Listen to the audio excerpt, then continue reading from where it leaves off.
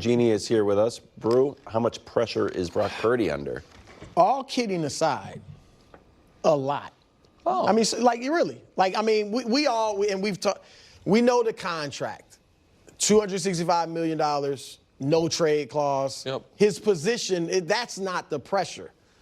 But if he goes out there and doesn't play, because Mac has played well. Yeah. Like, I'm not, I think Brock is the legitimate starter, but there's no doubt Mac Jones has played well. There's no doubt Kyle Shanahan really liked him coming out of the draft, and that, looks like it would have been a good fit.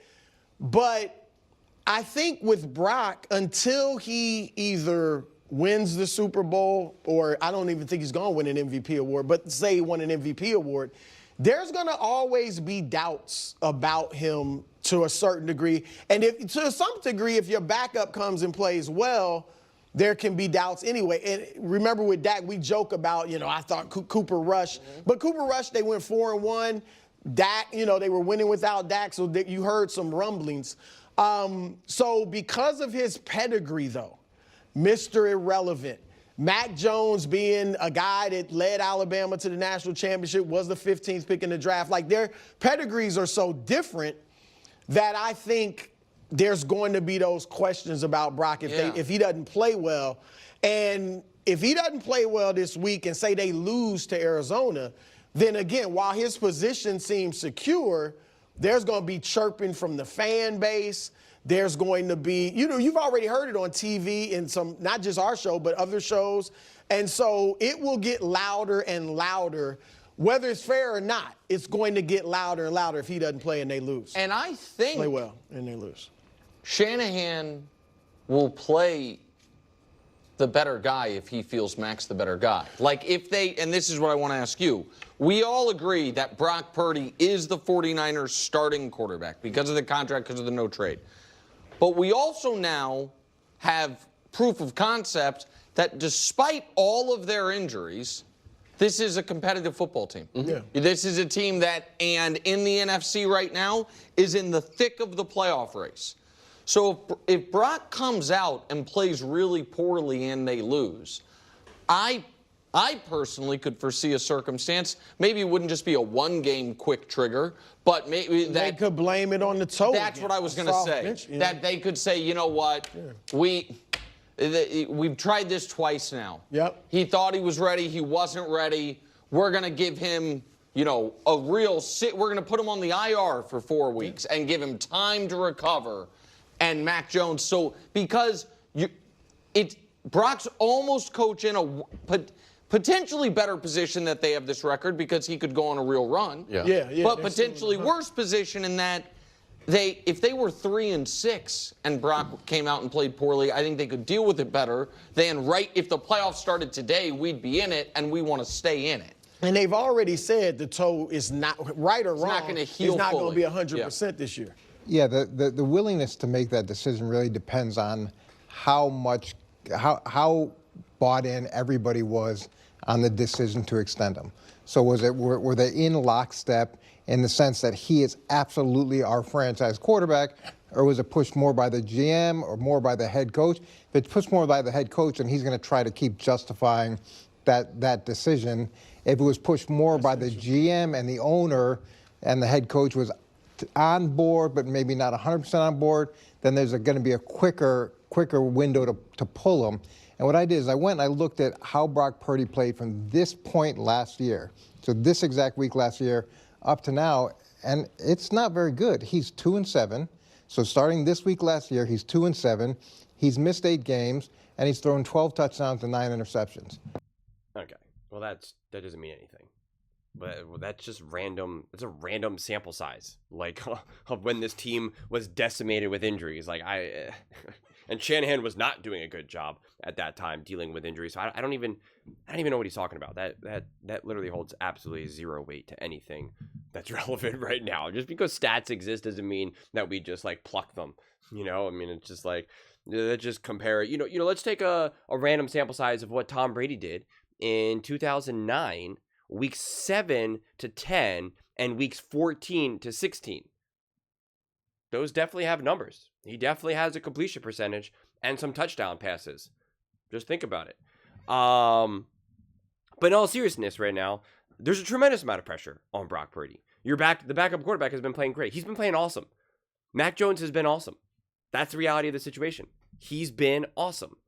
And we are in the peak now of the NFL of finally accepting and understanding coaching matters tremendously. And how we're seeing Sam Darnold accelerate. We're seeing Daniel Jones. Like we're seeing Baker. Like we're seeing Mac Jones now.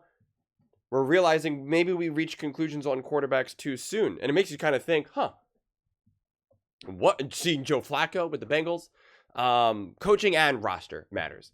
And you're starting to think like, what would have Joe Flacco looked like? I don't know, if he had Andy Reid or Sean McVay when he was in his 20s. Eli Manning, we always joke, Eli Manning won a Super Bowl. He won 2 Super Bowls against Tom Brady. And it's like, yeah, the Giants weren't like the best run team and the best coach team. It's like, I don't know.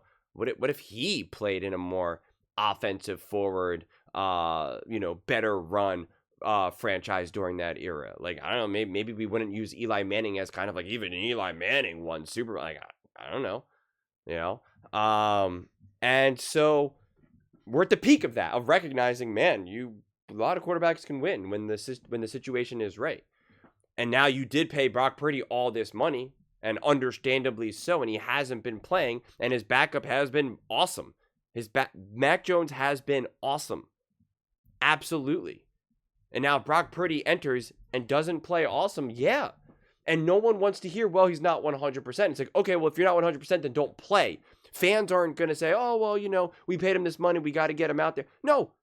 So then if you are healthy enough to be great and you're not, then it's like, well, what are we doing here? So there's tremendous pressure here. And Brock Purdy knows it. He feels it. Absolutely. And it's not like, right, like we're saying, it's not pressure as in like, his job's gone, this or that. Like, but it does get weird, and it does get weird fast. It really does. Even though they did pay him a tremendous amount of money.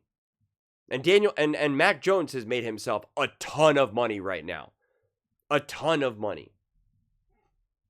But, like, Mac Jones didn't look like this with the Jacksonville Jaguars. And yet, he could still be great other places. And it still doesn't minimize what Mac Jones does individually or what Brock Purdy does individually.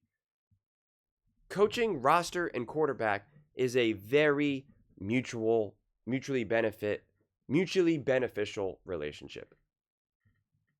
It is an 8-way street. I mean, like, it is just the most delicate dance out there. We always like to pluck and say, well, so-and-so wasn't great in New York, and so it's clearly all Shane Steichen. And that's what they said about Sam Darnold. Then Sam Darnold goes to Seattle, and he's having a lot of success. But then we're also like, well, hey, Seattle's a good team and a great coach and this and that. And it's just like, all of these things are true. A quarterback can't be great without a great coach and a great roster. And a bad quarterback can be pretty good with a great roster and a great coach. Not so great when you're with a bad roster and a bad coach. And a great quarterback can be pretty darn good with a bad coach and a bad roster, right? Like, it's all of these random combinations of what you can see.